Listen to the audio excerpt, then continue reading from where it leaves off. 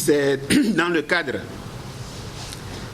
cadre de la préparation de la rentrée scolaire 2013-2014 que j'ai convoqué toutes les centrales syndicales après les avoir rencontrées pour la première fois et leur avoir dit de préparer eux aussi de leur côté la rentrée et que nous fassions le point aujourd'hui pour essayer d'aplanir les difficultés qui pourraient surgir pour une bonne rentrée scolaire.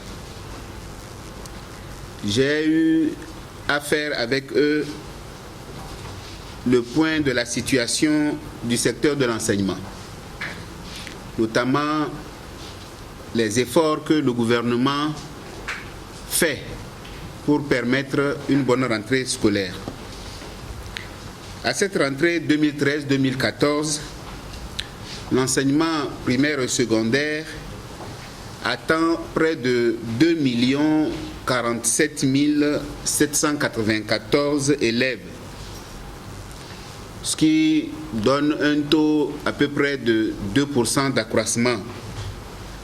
Et dans cet effectif, il y a près de 44% de filles. Le secteur qui va donc depuis la petite enfance jusqu'au niveau des lycées est un vaste secteur et les besoins sont énormes. Pour pouvoir faire face à cette situation, l'État, aujourd'hui, 2013-2014, a mis déjà en place près de 13 000 salles de classe, près de 41 837 tabourets et tables-bancs et 140 000 tables-bancs pour les collèges et les lycées. Vous voyez donc déjà en termes d'accueil, de structure ou de mise en place d'accueil, les efforts sont également poursuivis dans la construction des bâtiments, où nous avons près de 405 salles de classe qui sont construites et dont la réception sera terminée d'ici novembre 2013. S'agissant du personnel enseignant, les besoins pour combler les départs à la retraite, les décès ou les abandons de postes sont estimés à près de 10 931 enseignants. Ça, ce sont les besoins qui sont répartis de la manière suivante. Dans le primaire, nous avons près de 6 629 enseignants. Dans le primaire, nous avons, dans le primaire, premier degré, dans le primaire, nous avons près de 28 000 enseignants. Et puis, dans les lycées, nous avons près de 14 229 enseignants. Les mesures que l'État est en train de prendre sont, comme je l'ai dit tantôt, au niveau du personnel, mais aussi au niveau des infrastructures. Actuellement, par exemple, l'État a fait l'effort de recruter des enseignants volontaires qui sont de l'ordre de 8 500. L'État recrutera pour cette rentrée 5 000 enseignants volontaires. Au même moment, il recrutera aussi près de 270 enseignants sortis de l'ENES d'Atapamé. Il fera aussi la transformation des établissements. Les établissements d'initiative locale qu'on appelle EDIL, l'État prendra à sa charge près de 130 de ces établissements. Les collèges d'enseignement d'initiative locale, il en prendra également une trentaine à sa charge. Et il transformera 15 lycées, 15 CEG en lycées d'enseignement général. le problème des enseignants volontaires, l'État marque une volonté ferme de faire en sorte que ce type d'enseignement puisse être éradiqué complètement du système de l'enseignement. Les efforts consentis sont de nature à faire en sorte que sur les 8500, si on en recrute 5000, le reste, nous allons trouver un système qui permette de les absorber petit à petit et que désormais les écoles d'initiative locale, qu'on n'en ait plus. Et que les volontaires, les enseignants volontaires, qu'on ne puisse plus en avoir. On ne peut pas avoir un programme de volontariat national qui est le Provonat et à côté avoir encore un programme non contrôlé et qu'on soit obligé de pouvoir absorber par la suite. Vous savez que l'État a construit un certain nombre d'écoles normales, d'instituteurs. Eh bien, dans ceux de Dapon et de Tabligo seront prêts pour cette rentrée. Et nous avons dans les ENI actuellement près de 1100 élèves enseignants, des élèves maîtres qu'on est en train de former et qui vont bientôt terminer leur formation pour être disponibles et appuyer le système.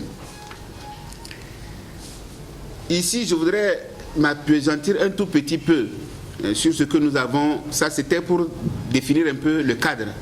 Ce que nous avons discuté avec les syndicats, c'est qu'ils avaient un certain nombre de revendications que sûrement vous connaissez. Ils ont réclamé des primes d'éloignement, des primes de logement, des primes de travaux de nuit, des primes inhérentes au risque, des primes de rendement et de mérite, des primes de surcharge de classe. Ça fait beaucoup de primes en même temps. Ils ont demandé également que soit pris en considération le cas des confessionnels. Nous avons eu des échanges qui sont tout à fait courtois et chacun est allé de ses arguments. Et nous leur avons dit que le métier d'enseignant est un bloc. Est un bloc parce qu'un enseignant, c'est celui qui se documente, qui prépare son cours, qui le dispense et qui corrige, qui vérifie si le cours qu'il a donné est passé. Et qu'on ne peut pas se permettre d'insister sur des primes sur chacune des activités ou chacune des phases d'un tout. Donc il va falloir qu'à l'avenir, nous puissions réfléchir. Le gouvernement est tout à fait ouvert à réfléchir ensemble avec eux pour trouver des solutions définitives. Voir par exemple chez les autres comment le problème de loyer est résolu. Voir chez les autres quelles sont les différentes primes.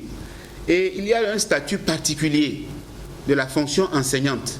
Nous allons analyser et voir les aspects que nous pouvons retenir à mettre dans ce statut particulier. On s'est entendu sur le fait que les prochaines fois qu'on se rencontre, nous puissions, au lieu de parler de primes, réfléchir de manière globale à faire en sorte que les enseignants soient des enseignants de valeur, des enseignants qui puissent répondre aux besoins de l'éducation de nos enfants.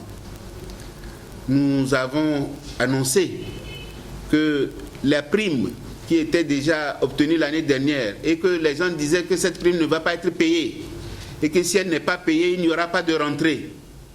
Nous leur avons dit que cette prime est disponible et que les dispositions sont prises pour qu'au niveau de Lomé, la prime de rentrée et de bibliothèque est disponible au niveau de Lomé à partir de vendredi et que les dispositions aussi sont prises pour que à l'intérieur du pays, entre lundi, mardi et la semaine toute la semaine, eh bien, toutes ces primes seront payées à tous les enseignants.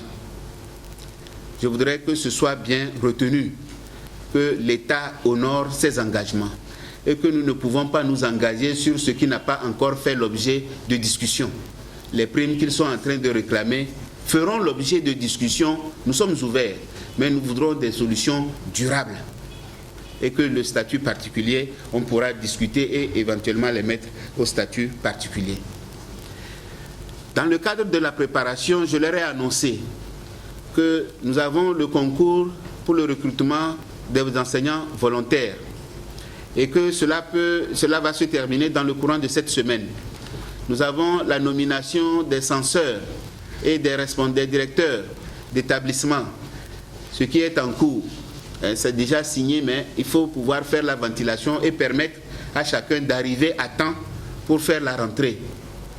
Compte tenu de ces travaux que nous sommes en train de faire, nous allons décaler la rentrée pour qu'elle puisse avoir lieu le 14 octobre 2013 au lieu du 7 octobre initialement annoncé.